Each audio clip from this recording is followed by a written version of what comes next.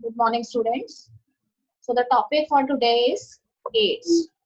So today I'm going to tell you in detail about the disease AIDS, what are the causes for this disease, what are the various symptoms, the mode of transmission of HIV virus, and how can we prevent this dreadful disease. Okay, students, as we have heard the name AIDS so many times and we know its full form very well, that AIDS means acquired immunodeficiency syndrome. This means it is a disease which we acquired during our lifetime, and the disease is related with the deficiency of the immune system. That means the deficiency of the cells which are playing significant role in our immune system. This means deficiency of some kind of lymphocyte cells. And here we have also seen word syndrome. Syndrome means group of disease. So it is not a single disease, whereas it is a group of disease. So here in this picture, some symptoms are visible to you, and these pictures they show the symptoms of AIDS on the body of a person at the later stage. So the AIDS victim on its skin has warts. Earlier these warts, these are of light color, but later they become dense and dark color warts easily seen on the body, on the palms of the hand as well as shoulders or the skin of the patient. So here you see the AIDS virus, HIV virus, which generally enters into the macrophage cell and later on it destroys the RBC cells also. So here are some pictures which show the symptoms of AIDS. Okay, student, you know the causal organism very well. The causal organism here is the retrovirus. So retrovirus is actually here HIV, that is human aminovirus. So retrovirus are the class of viruses which have single stranded RNA as the genetic material. What happened? This virus has single stranded RNA as the genetic material, but when it enters into the host body, then this single stranded RNA it later changes into double stranded DNA with the help of a process, and that process is known as a reverse transcription. And the enzyme which is involved in this process, it is known as reverse transcriptase. So here I have shown you various pictures of the HIV virus, how it enters into your bloodstream, how it start decreasing the T lymphocyte cells, special type of T lymphocyte cells, which are known as T helper cells, and how it make its place in the macrophage cells of your body. Okay, student, let's see what are the causes for this HIV/AIDS. So this HIV/AIDS, it always enters into your body through unprotected sexual intercourse. If a person have so many sexual partners and has sexual relationship with multiple partners, in that situation, the person have 95 chances of getting AIDS from these persons because of meeting of the body fluids with these persons. Second one is transfusion of blood. So blood transfusion is also act as a secondary reason. Sometimes a patient has a need to enter or take blood from some other person, or blood transfusion is there. So in that blood transfusion, sometimes contaminated needles are used, and through these contaminated needles or contaminated blood, this HIV/AIDS it enters into the body of the patient. Third one is sharing of the contaminated needles between the drug addicts. You know that drug addicts are those persons who usually take heavy doses of drugs, and because of this they lose their consciousness. And during this process, one person is sharing one needle, and that needle is also shared by 10 to 12 persons. And because of this, contamination takes place, and there is also meeting of the body fluids between the persons. So in this way, this disease spread. Next one is sometimes we have very much fond of piercing tattoos on our skin. In that situation, by piercing of tattoos with the help of a needle, if that needle is contaminated, it can oral sex can be act as the secondary factor. And sometimes the mother is HIV positive. In that situation, the HIV infected mother, it is also helpful in distributing this disease to her child during pregnancy. Because you know that there is a placenta, and placenta is a bridge-like connection between the mother and the fetus. And through this, the mother's blood is in continuity with the fetus blood. So this way, the mother, if she is HIV positive, then there are 100% chances of the fetus to be HIV positive. Okay, student, I have discussed the symptoms also in the previous lectures. So here this person always have fever. Fever is there in the body. So the fever is not very high fever, but always the person have fever every day.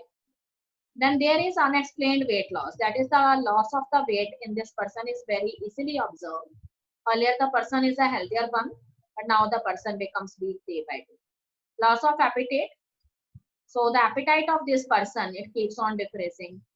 He do not want to eat more. Sometimes his favorite dishes is served to him, though he do not show any kind of interest. So appetite loss is there.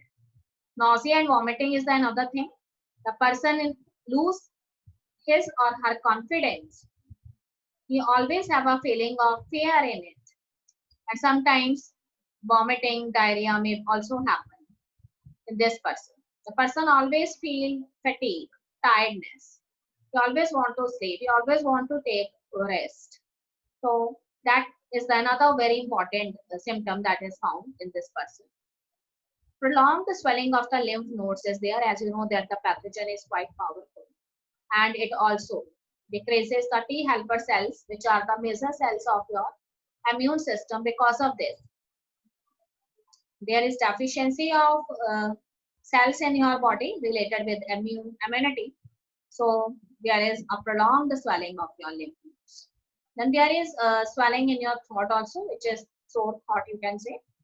And last, I want to tell you that if any of the minor infection, which may be by any fungus, bacteria, or some weak virus, it enters into your body as your immune system is quite deficient. So this infection remains in your body for many days. It cannot be cured because your immune system becomes so weak that even it cannot handle very minute type of infection. Okay, student, the main topic for today is mode of transmission, how the virus it transmit from one person to another.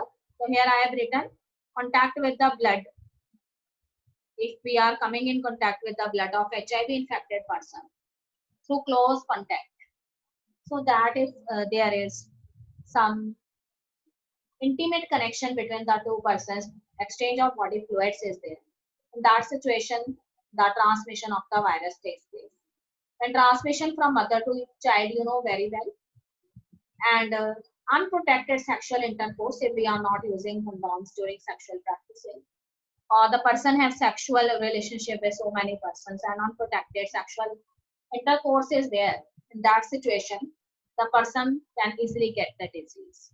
Globally, unprotected sexual intercourse between men and women is predominant mode of HIV transmission according to World Health Organization survey in the year 2004. So here this is the flowchart from our NCERT book. See, the retrovirus has two components. One is viral RNA core and another is viral protein core. So this virus having single stranded RNA, when it enters or infects the normal cell of the host, then this viral RNA is introduced into the host cell, and later by the process of reverse transcription, with the help of enzyme reverse transcriptase, it enters into the different cells of the host organism. So now this viral RNA, it later become double-stranded DNA, and this viral DNA start incorporating itself with the genome of the host cell.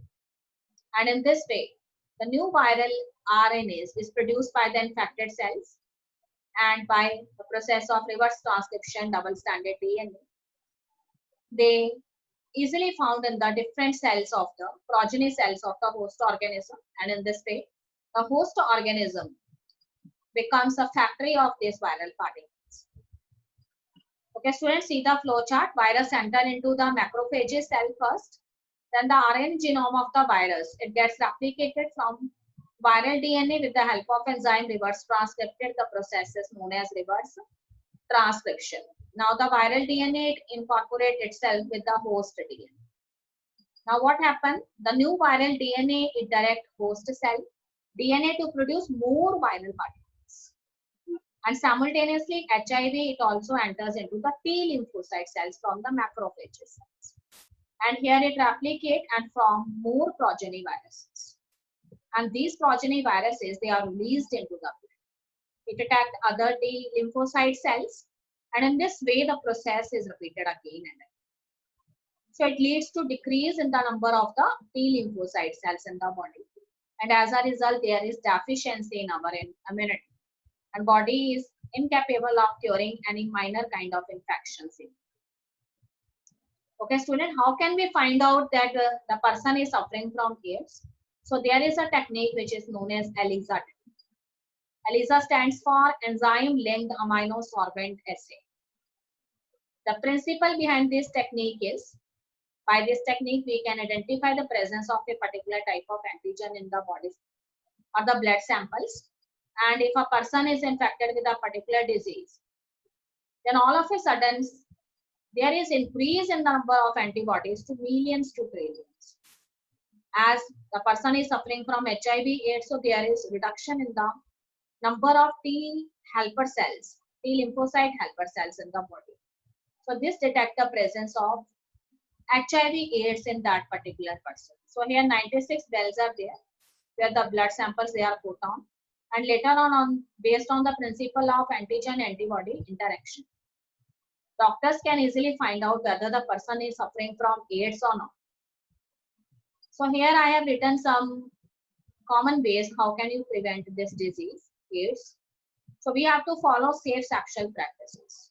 First thing, safe sexual practices should be there use of condoms in universities, in colleges where adolescents they used to study. And tell your sexual partner if you are suffering from AIDS so that you can protect your partner.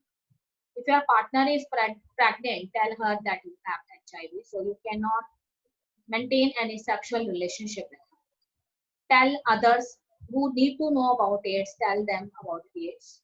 Create awareness among people. So do not share needles or syringes.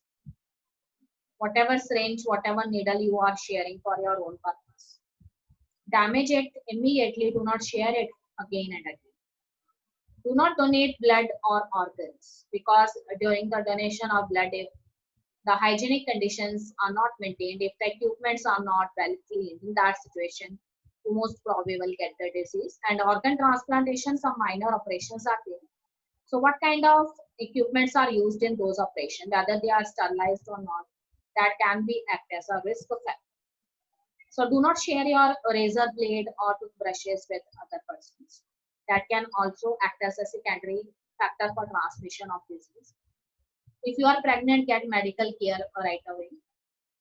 So whenever pregnancy is there, first the test regarding the AIDS is done with mother, so that proper precautions can be easily taken by the doctors. So here I have written some more preventions. There is no vaccine for preventing HIV infection till now. So we should show a careful behavior. Carelessness should not be required.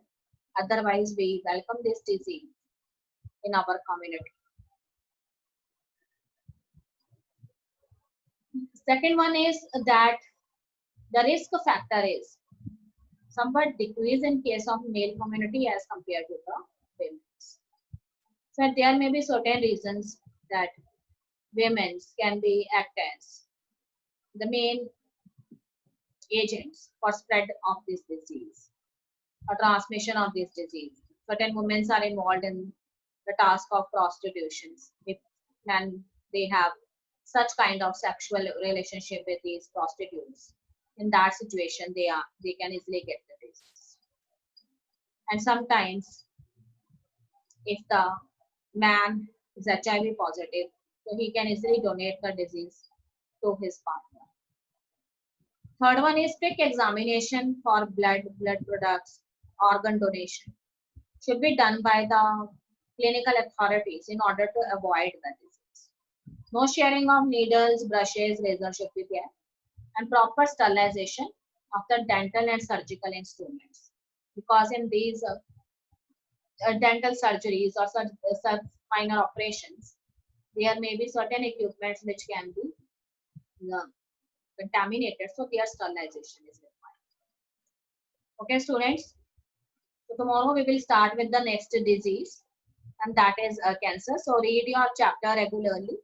So here in today's chapter we are studied about AIDS, causal organism of AIDS. What is the mode of transmission of this disease? What are the symptoms? How can we prevent this disease? What precautions should be there? So there are so many authorities, governmental organization, non-governmental organization that are generally making effort to end this disease. So these organizations, they create awareness among adolescents, among villagers. They have different kind of techniques, sometimes in the village or rural areas. They are generally presenting Nukkad Nataks, and through that they create awareness among the people because the peoples are not educated in the village areas. And free condoms, their distribution is there in the universities and colleges, so that the children of such adolescent age group, they cannot get misguided by having unsafe sexual relationship with multiple sex partners to fulfill their sexual needs. And beside these, whenever any person want to give or donate its blood, the precaution should be taken by the persons. So we should teach our children, adolescents, that how can they keep themselves apart from any kind of drug abuse. So in this way, we can create awareness among our friends, of our society, and we can succeed to prevent this disease. So that's all in today's lecture, student. Have a nice day.